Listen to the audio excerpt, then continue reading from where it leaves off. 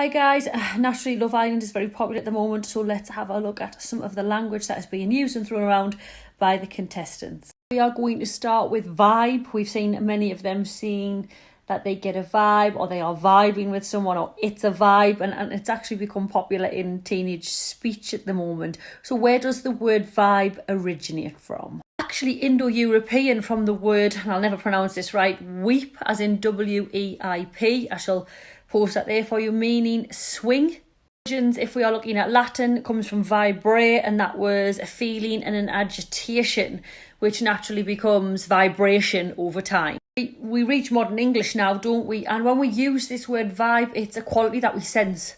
So if we say, oh, I've got a bad vibe, again, coming from vibrations, we can see that I hate this connection that gets thrown around Love Island as well. And obviously that links then to how we link or our feelings regarding someone else. The next one I'm going to discuss is all the eggs in one basket, or putting your eggs in one basket. And that is an Italian proverb about when you would collect eggs from a hen, and the idea is if you had placed them all into one basket and then you drop the basket, naturally you would ruin. Or to an old Italian play where they get some advice about, if you're a wise man, you would save some of your eggs from today for tomorrow, obviously, and not risk too much. One is connection. They love that word, don't they? I've got a connection with him, or there's no connection with her.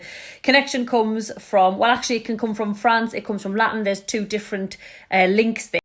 Interestingly though, the French and the Latin have an X in connection, with an X, and it means a joining or a binding together. And what happens when we reach the 1700s is that it starts to mean a circle of people where you have either a high or a low intimate joining together with. Many roots to the word graft as well. So, when the lads are like, I'm going to have to put some graft in, or the women are like, well, they have to graft. But if we start looking at the English slang, it comes from the same word meaning to dig a hole, to graft. Snake, she's a snake. We know where that comes from. That comes from Satan in the Garden of Eden, deceiving Eve. Last but not least is to be mugged off, or feel mugged off, and that comes from the 19th century, and it is linked to robbers who would steal things from people. Mug off. All right.